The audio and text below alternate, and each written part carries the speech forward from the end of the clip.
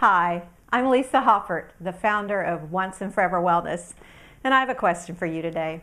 When is the last time you sat down and you had a talk with your body about your relationship? No, I'm serious.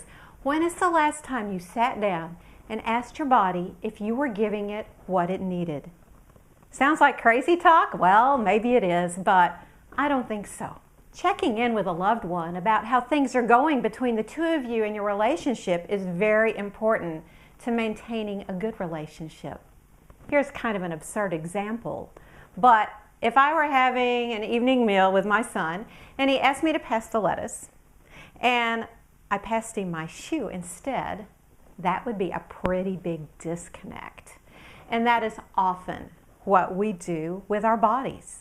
Our body sends us a signal, and either we ignore it or we don't take the time to figure out what it really needs, and we give it what it didn't ask for. If my body's thirsty and I give it food, I didn't give it what it needed. If our bodies are tired and we don't rest or give it sleep and instead eat, we don't give it what it needs and what it asks for. And if you're stressed and you don't relieve the stress and eat instead, you're giving your body something it didn't ask for. Now, I have a couple of things to say to you about that. And the first is, of course we don't listen. There is no blame or shame to be had about that. Somewhere along the way, we have learned to not listen or to misinterpret or ignore what our body's telling us. And perhaps at some time it served us well. But here's the good news. The past is the past, and it's time to move forward. The second thing is that it's time to listen. There are some amazing things that happen when we listen to our body more. We rest and sleep when we're tired. We drink when we're thirsty. We read a good book or develop a new hobby when we're bored. Perhaps we discover some soothing music when we're stressed. And we come to understand the difference between a craving and true hunger. We might even find ourselves eating more fruits and vegetables.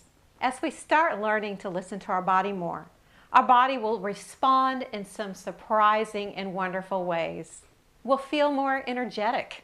Our skin might look better because we're better hydrated. Our thinking will become clearer, and our entire outlook on life might even become more positive. Whoa, we went from not listening to our bodies about being hungry to all of that? You bet we did. For when we give our body the food, water, sleep, and emotional care it needs, it functions at its very best. And when it functions as it was truly designed, our energy and entire way of being have the opportunity to broaden and to grow. It requires some practice to relearn to listen to our bodies, and there's many ways to go about it. But I have a couple of suggestions for you. If you find yourself hungry for a specific food or a specific category of foods, consider that perhaps you're having a craving and are not truly hungry. If you ask yourself if a piece of fruit would satisfy your hunger and the answer is no, it's probably a craving. It doesn't mean that you won't decide to eat the thing that you crave at that time, but it does mean that you are learning to distinguish between true hunger and perhaps an emotional need. You might take a moment and ask yourself what that emotion is, or use distractions such as going for a walk or working a puzzle, and often the craving will pass. If you're hungry but you recently ate a well-rounded and nutritious meal, you might consider that there's another physical need. Perhaps you're sleepy, perhaps you're stressed, perhaps you're thirsty. Take a moment and see if you can figure it out. And if you can, is there a way that you can at least partially meet that physical need right then? The next step is to take a moment and then write in the comments section below what you intentionally plan to do to learn to listen to your body.